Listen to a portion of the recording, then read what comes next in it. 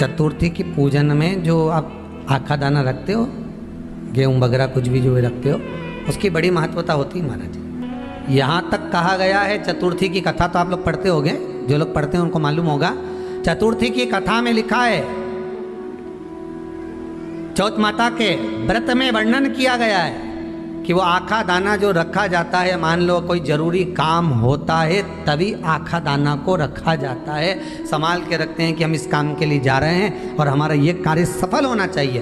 तो जिसने चतुर्थी का व्रत करा है, जिसने चंद्रदेव का पूजन करा, चतुर्थी का व्रत करा, वो गणेश जी से विनती करके वहाँ से 2-4 आखा दाना उठा ले, और जो व्यक्ति का काम अटक रहा है अपने ही घर का, पर दूसरे कुल को नहीं देना, अपने ही कुल के अंतर्गत जो काम अटक रहा है उसकी जेब में, उसके पल्लू में उस चीज़ को रख दिया जाए। तो चतुर्थी जो अगली आती है, जैसे आप महीने की करते हो तो महीने की, और आप जैसे करते हो कि 4 अलग बड़ी बड़ी चतुर्थी करते हो तो उसके अनुसार आपका कार्य सिद्ध होता ही है। उस आखे दाने का इतना महत्व होता है क्योंकि चतुर्थी का व्रत करने वाली माता जब व्रत करती है तो स्वयं चतुर्थी की कथा में लिखा हुआ है कि पार्वती जी गणेश जी से चतुर्थी की कथा बचवाती। तो चतुर्थी की कथा जब होती है तो उसको स्वयं गणेश जी बाच रहे हैं। तो व्रत कौन सुन रही है? माता पार्वती। और आपने जो आखा दाना लिया वो गणेश जी के भाव से लिया, गणेश जी से निवेदन करके, विनय करके, प्रार्थना कर कर उसको प्राप्त किया। तो जिनकी यहाँ संपदा की कमी होती है, वैभव की कमी होती है, लक्ष्मी की कमी होती है, प्रतिष्ठा की कमी होती है, धन की कमी होती है, उसके लिए बुधवार के दिन अगर शंकर पर 1 लोटा पानी चढ़ाया जाता है तो जिन लड़कियों का विवाह नहीं हो रहा, जिन बच्चों का विवाह नहीं हो रहा, उन बच्चों के भी विवाह हो जाते हैं। हमारा वृद्धि से मतलब होता है जिस कन्या या वर का विवाह नहीं होता, 40 साल हो गए या 30 साल हो गए, या जब 28 के बाद में लड़का लड़की क्रॉस हो जाए कि 29 में, 30 में, 32 में, 34 में, 40 तक पहुंच गए और विवाह नहीं हो रहा है, तब बेलपत्री के जो पेड़ होता है, वृक्ष होता है, उस वृक्ष की जो डाली होती है, उस डाली के मनकों से जो माला बनती है, बाजार में भी मिल जाती है बेल की माला, उस माला को भगवान शंकर को समर्पित कर कर बेलपत्री के वृक्ष के नीचे बैठ कर भगवान शंकर का पंचाक्षर मंत्र का जाप करना है। कौन सा मंत्र है? पंचाक्षर। पंचाक्षर मंत्र कल बताया था, नमः शिवाय। अगर रसोई घर से भोजन में तुलसी डलकर अगर ठाकुर जी के सामने वो थाली रखी तो ये पक्का है वो थाली ठाकुर जी नहीं जीमेंगे, क्योंकि उसमें तुलसी रखी हुई आई है। हाँ, जब ठाकुर जी के सामने थाली रखा गई और तुमने थाली रखने के बाद में मंदिर के सामने बैठ के फिर तुलसी डाली तो ठाकुर जी उसको स्वीकार कर लेते हैं। क्यों? क्योंकि 33 करोड़ देवी देवता एक जगह पर विराजमान हैं। जब हम थाली रखते हैं, प्रथम देव उस भाग को ग्रहण कर ले। जब तक तुलसी डालते हैं, प्रथम देव अपनी दृष्टि हटा लेते हैं। समय होता है, एक टाइम होता है, एक पल होता है, एक घड़ी होती है कि गणेश जी महाराज हमारे घर में आ गए। गणेश जी की सबसे पहली जो आरती हो, उस आरती के समय पर अगर धूप बत्ती जलाई जाए या गोबरी को जलाकर उसमें गूगल छोड़ी जाए और गूगल छोड़ने के बाद गणेश जी का नाम ध्रुम वर्ण कह दिया जाए तो गणेश जी को तुम्हारे घर की पूजा स्वीकार करना पड़ती है। बस वो समय हम जानते। हम तो बस उतना जानते हैं कि शिव महापुराण में लिखा और मुद्गल पुराण में लिखा, गणेश पुराण में लिखा, गणेश जी का एक नाम होता है ध्रुम वर्ण। क्या नाम है? ध्रुम वर्ण गणेश जी का एक नाम होता है। जब हम धूप जलाकर और धूप लगाने के बाद में गणेश जी की सबसे पहली आरती करने के पहले अगर हम सबसे पहली आरती गणेश जी की कर रहे हो, अपने घर में स्थापना कर रहे हो, बिठा रहे हो, और तुम चाहते हो कि गणेश जी मेरे घर में आके मेरी पूजा को स्वीकार करें और जो मांगू मेरा गणेश मुझे दे 10 दिन के अंदर, तो पहला नाम लेकर पुकार लेना, ध्रुम वर्ण विनायक बैठो, बस काम हो गया। वो फिर ही होकर आता। सुंदर जोड़ी थी शंकर और पार्वती की, सही है कि गलत है? कभी नहीं झगड़ते थे। इसलिए पृथ्वी पर ना तो लक्ष्मी जी के व्रत हैं, ना ब्रह्माणी के व्रत हैं, ना इंद्राणी के व्रत हैं। अगर पूरी पृथ्वी पर सबसे ज्यादा व्रत किसके हैं? माता पार्वती। तीज का व्रत किसका? पार्वती का। चतुर्थी का व्रत किसका? पार्वती का। चौथ का व्रत किसका? पार्वती का। छठ का व्रत किसका? पार्वती का। जितने व्रत है सब माता पार्वती। गणेश जी मैया को प्रसन्न करने के लिए अष्ट रूप में धारण करते हैं। 8 रूप भगवान गणेश जी ने धारण किए। एक मयूरेश्वर गणेश, दूसरा सिद्धि विनायक, तीसरा बल्लालेश्वर, फिर वरद विनायक, फिर चिंतामणि, फिर गिरजात्मज, फिर भगवान गणेश विघ्नेश्वर अष्ट विनायक, फिर महागणपति।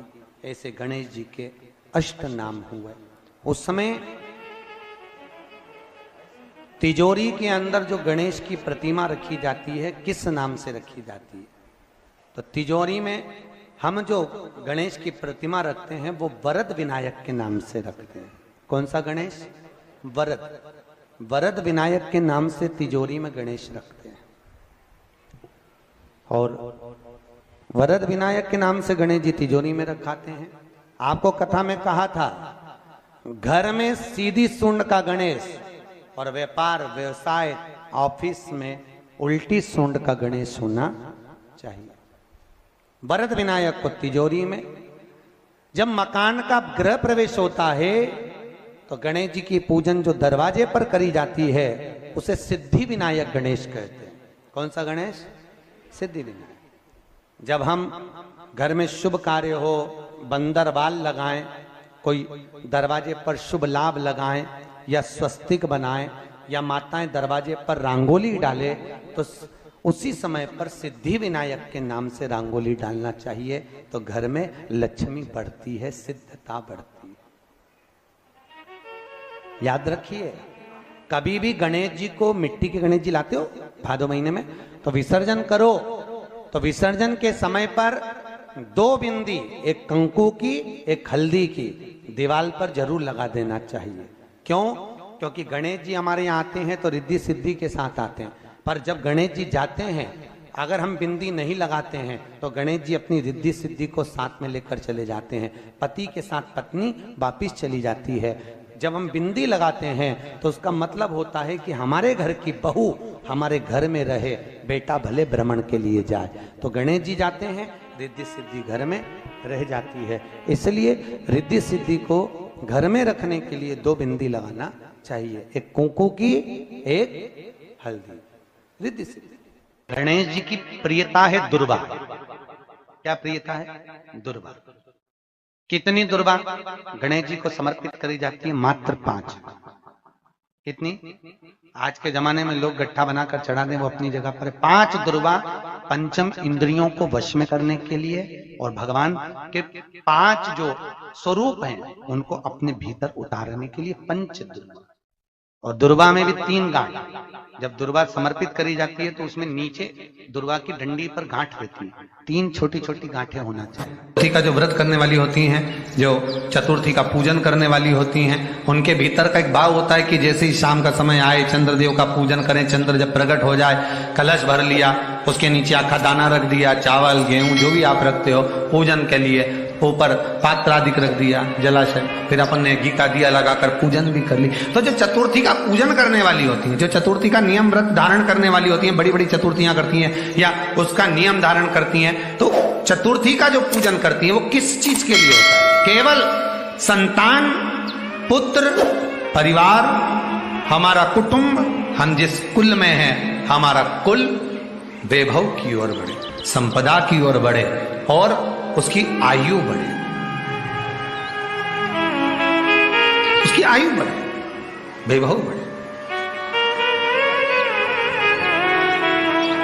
बहुत ध्यान दीजिएगा महाराज। चतुर्थी की पूजन में जो आप आखा दाना रखते हो, गेहूं वगैरह कुछ भी जो रखते हो, उसकी बड़ी महत्वता होती है महाराज। यहां तक कहा गया है, चतुर्थी की कथा तो आप लोग पढ़ते होंगे, जो लोग पढ़ते हैं उनको मालूम होगा।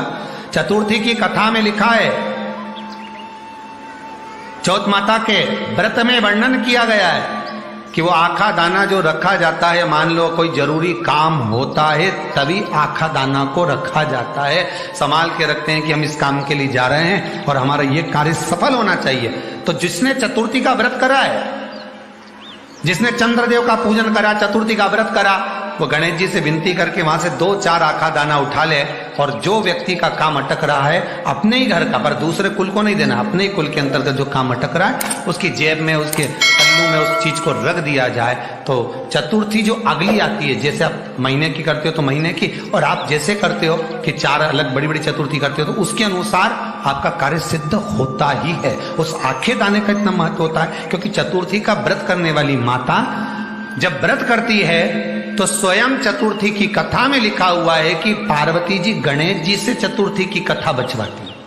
चतुर्थी की कथा बाची किसने थी? स्वयं गणेश जी महाराज ने। और सुनी किसने थी? माता पार्वती। बाचने वाले गणेश जी थे, सुनने वाली माता पार्वती थी। तो चतुर्थी की कथा जब होती है तो उसको स्वयं गणेश जी बाच रहे हैं। तो व्रत कौन सुन रही है? माता पार्वती। और आपने जो आखा दाना लिया वो गणेश जी के भाव से लिया, गणेश जी से निवेदन करके, विनय करके, प्रार्थना कर उसको प्राप्त किया। जितने आस्था चैनल पर कथा सुन रहे हो, जितने फेसबुक और यूट्यूब पर सुन रहे हो, और जितने इस छत्तीसगढ़ की पावन धरा पर बैठकर सुन रहे हो, बहुत सावधानी से सुनना। एक छोटा सा कपूर का टुकड़ा जब आरती में जलाया जाता है तो ये कपूर क्यों जलाते हैं? इस कपूर का महत्व क्या है? इस कपूर का कारण क्या है? ये कपूर है कौन जिसको हम आरती में जलाते हैं? क्या जरूरत इस कपूर को आरती में जलाने की? क्या जरूरत इसको यज्ञशाला में जलाने की? क्या जरूरत है इस कपूर को पूजन में जलाने की? स्वयं गुरु बाबा कहते हैं यदि कोई आरती में, पूजन में, घर में एक कपूर का टुकड़ा आरती के बाद में जब समर्पित करेगा तो उसको अश्वमेध यज्ञ का पुण्य प्राप्त हो जाएगा। अश्वमेध यज्ञ के पुण्य को पाने के लिए कपूर का टुकड़ा आज भी आरती में जलाया जाएगा। एक कपूर का टुकड़ा सुख का, इसीलिए हमारे यहाँ शास्त्र कहता है महाराज, जब आपको घर में अगर ऐसा लगने लगे कि 15 दिन से बहुत बेचैनी है, बहुत दुख तकलीफ लग रही है, कोई ना कोई बीमार पड़ रहा है, कुछ ना कुछ तकलीफें लग रही है, तो एक पीपल का पत्ता ले लो, उसके ऊपर एक कपूर का टुकड़ा ले लो, सारे घर में घुमाकर उसको दरवाजे के बीच मध्य में जलाकर रख दीजिए। थोड़ी सी जला 20 से 25 मिनट के अंदर मकान में एनर्जी वापिस आ जाएगी, उस भवन में एनर्जी वापिस प्राप्त हो जाएगी। 20 से 25 मिनट के अंदर एनर्जी वापस। लग रहा है कि यहाँ नेगेटिव है तो उसको पॉजिटिव बनाया जा सकता है। रात को 12 बजे शंकर जी के मंदिर में शिवलिंग पर चढ़ी हुई बेलपत्री को उठाकर शंकर मंदिर का शिखर देखकर चबा चबा कर खा लीजिए। आपके पांव के घुटने बदलने की जरूरत नहीं पड़ेगी, ऑपरेशन की जरूरत नहीं।